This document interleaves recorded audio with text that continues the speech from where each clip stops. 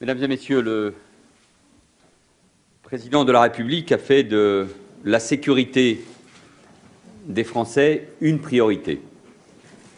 Et la sécurité routière fait naturellement partie de cette priorité. Dans ce domaine, le relâchement se traduit toujours par une augmentation des morts et des blessés. La route a ses règles. Elles doivent être appliquées avec fermeté. C'est indispensable pour sauver des vies. Aujourd'hui, accompagné de son nouveau président, le député du Bas-Rhin, qui connaît bien ces sujets, Armand Young, et du délégué interministériel à la sécurité routière, Frédéric Pechnard, dont je veux souligner l'engagement, j'ai procédé à l'installation du Conseil national de la sécurité routière. Cette instance de concertation ne s'était pas réunie depuis 2008. Il fallait y remédier car le Conseil national a su démontrer par le passé sa pertinence, son utilité.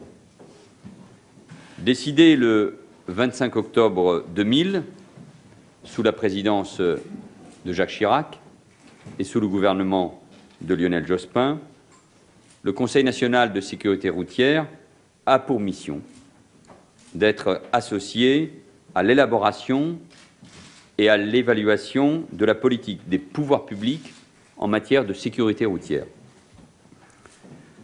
Le Conseil national est une instance riche, très riche, de la diversité des membres qui la composent, avec des élus, parlementaires, des élus locaux, des communes, des départements, des régions, des associations de victimes et d'usagers de la route, nous devons écouter en permanence, d'entreprises, des assurances, des constructeurs automobiles et évidemment des pouvoirs publics.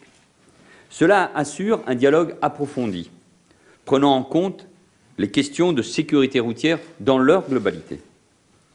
C'est ma conviction, le dialogue, la concertation sont nécessaires pour éclairer la décision publique, pour prendre les meilleures mesures à chaque fois. En un peu plus d'une génération, la mortalité sur les routes de France a été divisée par 4.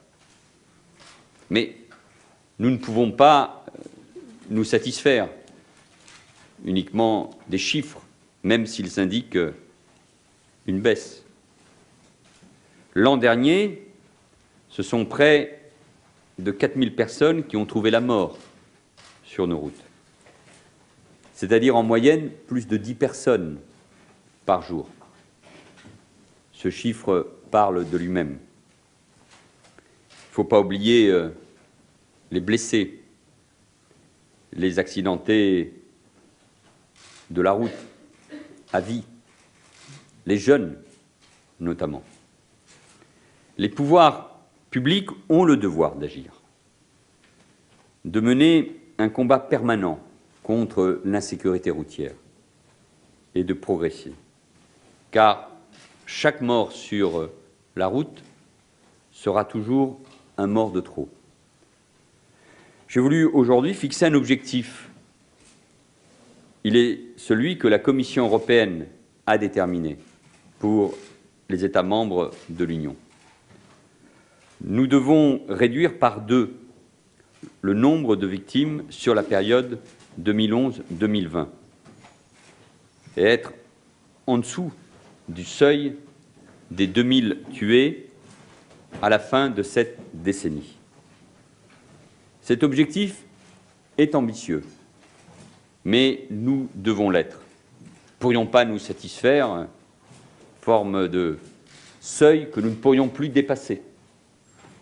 Et nous devons engager les moyens et agir avec le même volontarisme qui a été celui de cette dernière décennies, initié dans les conditions que je rappelais il y a un instant, et qui doit être poursuivi. Et c'est évidemment la volonté du président de la République. Nous aurons sans doute, le délégué interministériel y reviendra, plutôt des chiffres encourageants, c'est le cas déjà pour l'année 2012, mais nous voyons en même temps les comportements, notamment la vitesse, qui représente un danger. Les leviers de l'action pour réaliser cet objectif concernent la formation, la prévention, la répression, la réparation. Mais la sanction doit demeurer centrale.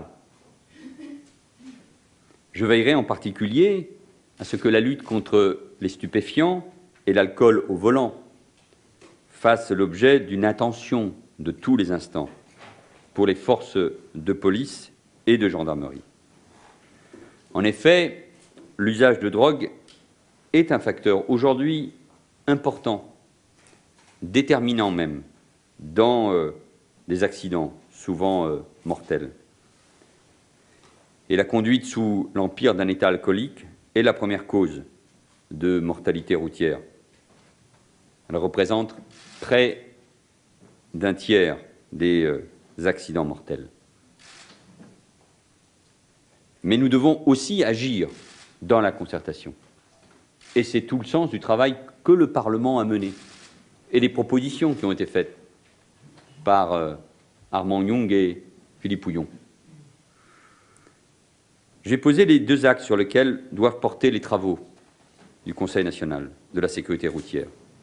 J'ai fixé une échéance pour des premières propositions au premier trimestre 2013 en vue du comité interministériel de la sécurité routière au printemps, avec deux axes de travail, et notamment sur les principaux facteurs accidentogènes, l'alcool, les stupéfiants, la vitesse. Sur ces trois sujets qui, je n'en doute pas un seul instant, anticipent vos questions. Le premier, c'est celui de la détention d'un éthylotest dans son véhicule. Comme vous le savez, j'ai déjà reporté au 1er mars 2013 le moment où devrait s'appliquer la sanction pour non-possession de cet éthylotest. J'ai demandé au Conseil national de la sécurité routière de mettre à profit ce report de la date d'entrée en vigueur des contrôles pour évaluer l'efficacité et la lisibilité de ce dispositif. Aucune décision n'est prise, contrairement à ce que j'ai entendu. Nous ne pouvons pas prôner la concertation avec l'ensemble des acteurs que nous retrouvons dans ce Conseil national, avec les associations, même si j'ai évidemment entendu leur point de vue et annoncé déjà des décisions. Non, il y aura cette évaluation pour que nous puissions prendre la bonne décision, avec le souci d'être efficace dans les instruments que nous avons, et en même temps de ne jamais donner le sentiment de baisser la garde, de relâcher l'effort contre des comportements qui conduisent au pire.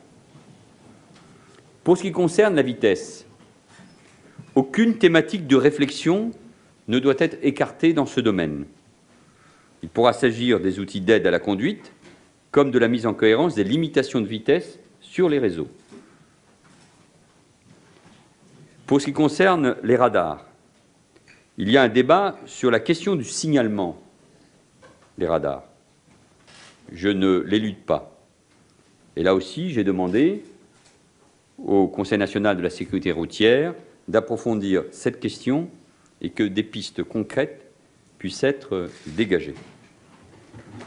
Le deuxième axe de travail doit porter sur les usagers les plus exposés, les jeunes et les conducteurs des deux roues motorisées. Les jeunes conducteurs sont de loin les premières victimes de la route. C'est inacceptable. Une réflexion sur les formations ne peut être évitée. Il faut la mener en plus de toutes les actions qui sont menées. Je pense par exemple à celle concernant les sorties des discothèques. Je reviens d'un département, de deux départements, d'une région, en l'occurrence la Corse par exemple, où ces questions sont très présentes pendant toute l'année et notamment pendant la saison estivale. Les motocyclistes ont représenté en 2011 23% des usagers de véhicules à moteur tués sur la route. Cela représente une hausse de 8% par rapport à 2010. Nous devons trouver des moyens nouveaux de prévention. La présence renforcée des représentants des usagers de deux roues motorisées au sein du CNSR répond, je le crois, à cet objectif. Un objectif de dialogue, d'écoute. Et de ce point de vue-là, je veux dire un mot sur l'amélioration de la visibilité des motocyclistes. J'ai demandé qu'une concertation, là aussi, soit engagée sur les équipements rétro-réfléchissants. Dans l'attente des propositions du Conseil national, j'ai demandé aux délégués interministériels de suspendre les dispositions fixant les caractéristiques initialement retenues concernant le brassard. Enfin, je lui demanderai, en lien avec le préfet de police, d'examiner aussi la question de la circulation des deux roues sur la voie publique, et notamment toute la problématique liée au couloir de bus, en concertation évidemment avec le maire de Paris. Je veux dire un dernier mot concernant l'implication des forces de l'ordre pour lutter contre cette insécurité routière, contre des comportements, nous l'avons vu à la sortie de l'été, de chauffards qui, sous l'emprise de la drogue ou de l'alcool, ont tué. Mais pour lutter contre les mauvaises habitudes, il nous faut, je le disais, une très grande mobilisation. Les élus ont, de ce point de vue-là, un rôle tout à fait essentiel avec les associations, la responsabilité des pouvoirs publics. Je viens de le souligner. Et puis, il y a le rôle des forces de l'ordre, qui payent un lourd tribut, puisque présentes sur la chaussée, sur cet espace public qui représente des dangers. Elles peuvent en subir des conséquences graves. J'ai rendu hommage il y a quelques jours à un gendarme qui, dans le Morbihan, a trouvé la mort sur la chaussée. Et ces gendarmes, ces policiers, pelotons, motocyclistes font un travail tout à fait remarquable. Et je voulais saluer, évidemment, leur engagement. Nous pouvons accepter l'idée, au-delà des progrès déjà enregistrés, que l'on ait atteint, comme je vous le disais, un seuil en matière de sécurité. Beaucoup, donc, reste à faire. Je voulais saluer devant vous l'installation du Conseil national de la sécurité routière, le travail des pouvoirs publics, notre volonté de concertation en associant le maximum de partenaires, d'écoute vis-à-vis de tous ceux qui connaissent bien ces sujets. Et je pense évidemment aux associations de victimes. Il s'agit de gens remarquables qui ont connu par leurs proches ou dans leur chair les conséquences de ces accidents. Dans une société où on cherche des causes de mobilisation, il y en a une qui doit nous réunir au-delà des différences des uns et des autres, différences politiques, de génération, d'utilisation, véhicules sur la voie publique. En tout cas, la mobilisation de tous s'impose. Cette première réunion du Conseil national de la sécurité routière, le président Young et le délégué interministériel Pechnard vous le diront, a été fructueuse. Elle a permis déjà un dialogue. Des groupes de travail ont été constitués, ils vous le diront, et je ne doute pas que cela répond à cet objectif de mobilisation et aux objectifs que nous nous donnons en matière de sécurité routière pour cette décennie.